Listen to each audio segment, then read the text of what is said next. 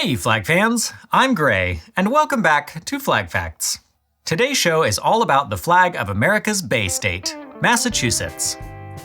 Massachusetts is a state in the region of the country known as New England, and is surrounded by New Hampshire and Vermont to the north, the Atlantic Ocean to the east, Connecticut and Rhode Island to the south, and New York to the west.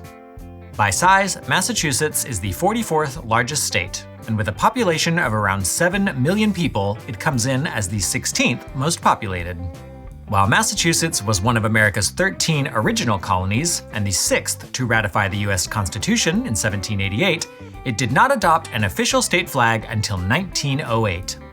And here it is, the first official state flag of the Commonwealth of Massachusetts.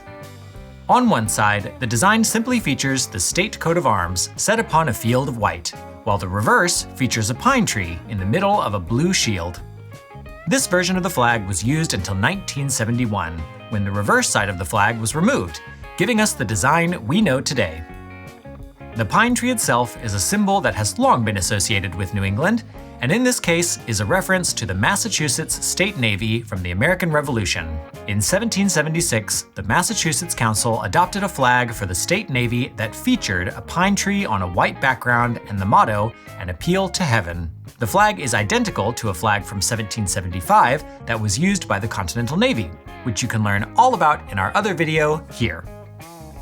When the state flag was revised in 1971, this design was designated as the official Massachusetts naval and maritime flag.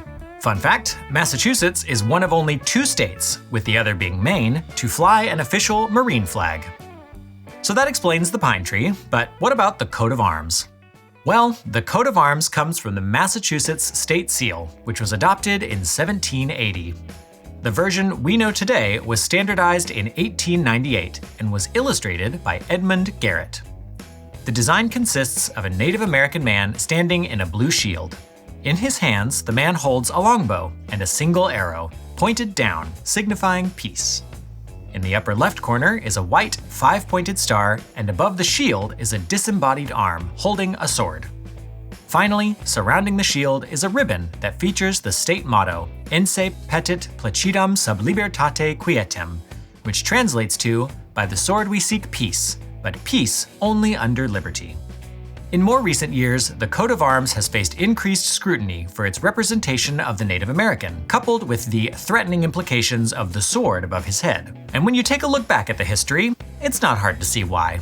The use of a Native American on the Massachusetts seal can be traced all the way back to 1629 and the original seal of the Massachusetts Bay Colony. Like the current seal, the Native man appears holding a bow and arrow, but the original also features a speech bubble that says, "Come over and help us."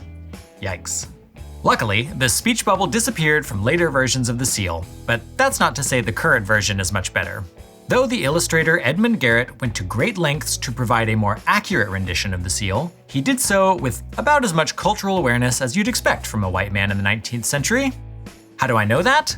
Well, he wrote a detailed account of his work in volume 23 of New England magazine, entitled "The Coat of Arms and Great Seal of Massachusetts." If you want to read the whole thing, it's linked in the description, but here are some of the highlights. The proportions of the body were taken from a native skeleton dug up in Winthrop.